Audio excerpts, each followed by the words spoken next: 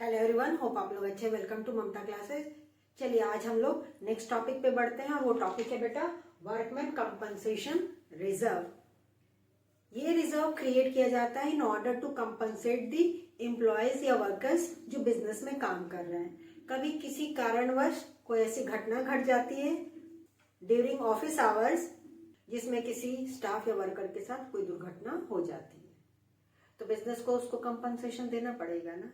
तो इस तरह के सिचुएशन को मीट करने के लिए बिजनेस एक रिजर्व क्रिएट करती है बेटा, और उस रिजर्व को बोला जाता है वर्कमैन कंपनसेशन रिजर्व। ये रिजर्व हमने पिछले दोनों chapters change in profit sharing ratio and admission of a partner में डिटेल में समझाया है।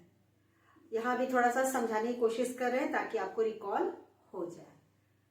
तो ये रिजर्व का क्या एडजस्टमेंट करते हैं उसको हम लोग अलग अलग सिचुएशन को कंसिडर करते हुए जर्नल एंट्री क्या पास होगा वो समझेंगे। एक एग्जांपल भी ले रहे हैं। सपोज कीजिए बैलेंस शीट आपका दिया हुआ है और लायबिलिटी साइड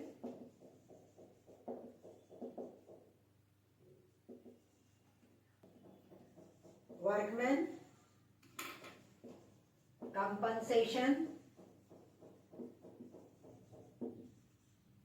रिजर्व दिया हुआ है। Let's take it as ₹1 lakh. Asset side हम नहीं लिख रहे हैं क्योंकि कोई जरूरत नहीं है। This is the extract of balance sheet. सिर्फ लायबिलिटी साइड हमने ड्रॉ किया है, ठीक है ना।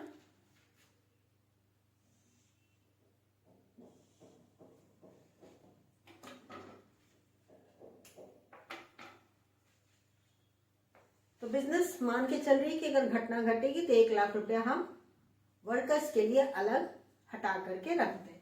अब पहला सिचुएशन है बेटा case 1।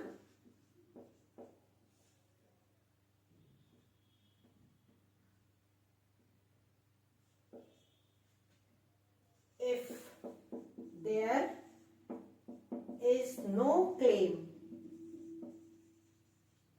Against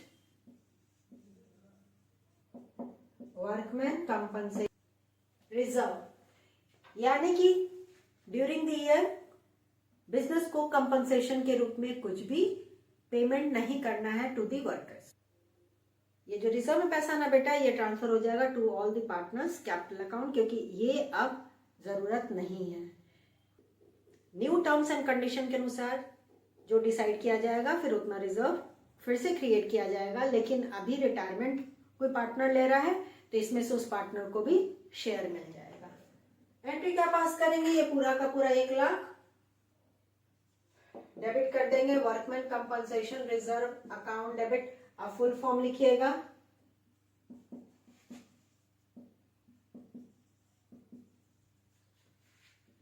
to all partners capital account. 1 lakh पूरा पार्टनर्स के कैपिटल अकाउंट में चला गया। And we all know as it is related to old balance sheet it will be credited to partners capital account in old ratio, या partners capital अगर fixed है तो current account में। ये बहुत सिंपल ट्रीटमेंट है। ये रिजर्व पूरा का पूरा सारे पार्टनर्स के बीच में डिस्ट्रीब्यूट हो गया। This is case 1।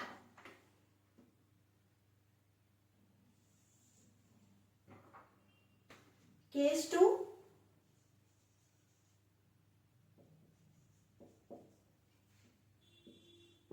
if claim against workman compensation reserve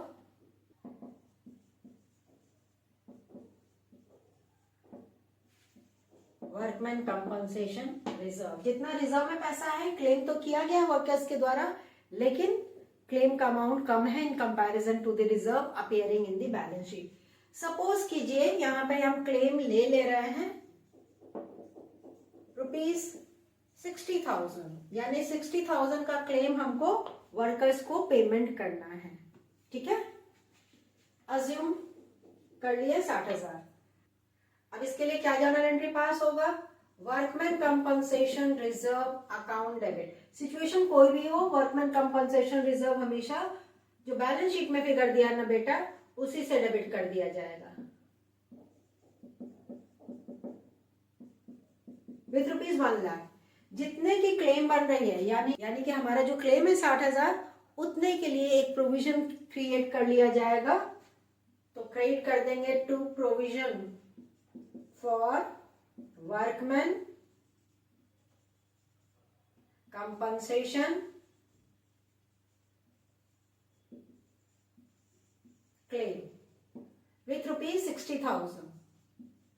actual जो लायबिलिटी बन रही है उसके लिए हम एक प्रोविजन क्रिएट कर लिए, और जो बैलेंस अमाउंट बच गया, यानी कि 1 लाख में से 60,000 घटाने के बाद हमारे पास 40,000 बच रहा है, तो उसको पार्टनर्स कैपिटल अकाउंट में क्रेडिट कर देंगे। To all partners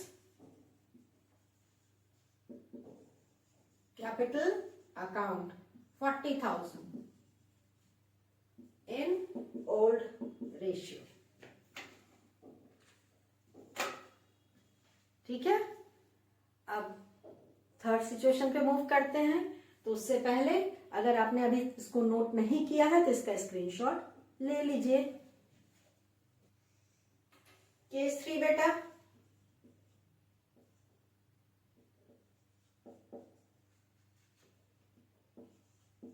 if claim is equal to workman compensation reserve, तो यह हमारा वर्कमैन कंपनसेशन रिजर्व में 1 लाख है, तो क्लेम भी 1 लाख ही है, दोनों बराबर। तो बहुत सिंपल ना, जितना क्लेम है उतने के लिए हम प्रोविजन क्रिएट कर लेंगे। सरप्लस कुछ बच नहीं रहा है तो कुछ भी पार्टनर्स के कैपिटल अकाउंट में ट्रांसफर नहीं होगा।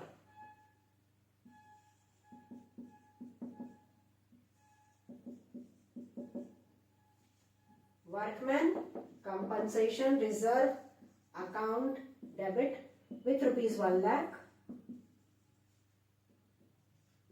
टू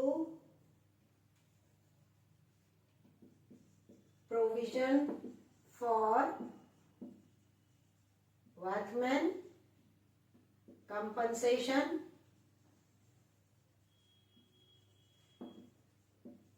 क्लेम 1 लाख रुपया से। नरेशन लिख दीजिएगा, प्रोविजन क्रिएटेड फॉर वर्कमैन। तीसरा केस भी हो गया। Now let's move to the last situation, जहां क्लेम ज्यादा होगा in comparison to the reserve appearing in the balance sheet. Fourth case बेटा, and this is the last case. If claim is more than workman compensation reserve। Suppose कीजिए हमारा जो claim है वो आ रहा है 1,25,000। ये कैसे, ये मत पूछिएगा, बस हमने अज्यूम कर लिया फिगर।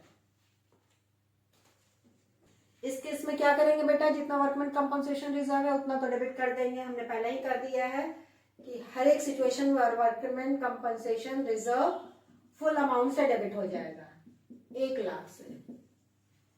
अब 25,000 कम पड़ रहा है, हमको लायबिलिटी के रूप में 1,25,000 पेमेंट करना है टुवर्ड्स द क्लेम, लेकिन मेरे पास अमाउंट अवेलेबल है 1 लाख रुपया। 25,000 का शॉर्टेज है ना। अब ये कहाँ से बोरो करेंगे? रिकॉल करिए, हम हमेशा क्या बोलते हैं, एक बड़े भैया खड़े हैं रिवैल्यूएशन अकाउंट के रूप में, उनसे बोरो कर लीजिए। तो यहाँ पे जो डिफरेंस अमाउंट है उसके लिए रिवैल्यूएशन अकाउंट को डेबिट कर देंगे।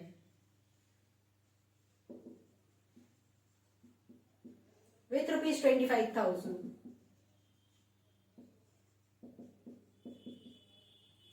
And to provision for workman compensation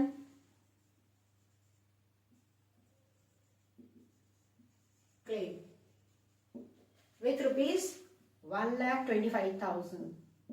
और ये जो लायबिलिटी हम क्रिएट कर रहे हैं ना, प्रोविजन, जब बैलेंस शीट बनाया जाएगा आफ्टर रिटायरमेंट, तो वो बैलेंस शीट में लायबिलिटी साइड शो होगा, हेडिंग होगा या अकाउंट का नाम होगा provision for workman compensation claim.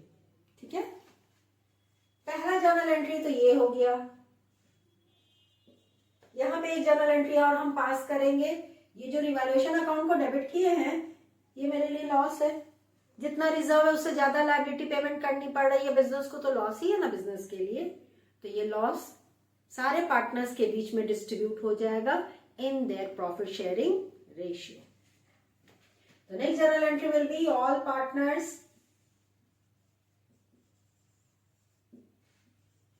capital या current account debit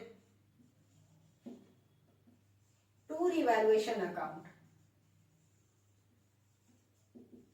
Loss on revaluation debited to partners capital account 25,000 रुपया। यहाँ रिवैल्यूएशन डेबिट हुआ था, इस जर्नल एंट्री में इसको हमने क्रेडिट कर दिया। और हम हमेशा बोलते ही हैं कि किस रेशियो में बेटा, इन ओल्ड रेशियो। खत्म कहानी। तो हमने एग्जांपल लेके आपको अलग अलग सिचुएशन को रिकॉल करवा दिया है। होप सारा फिर से फ्रेश हो गया होगा माइंड में।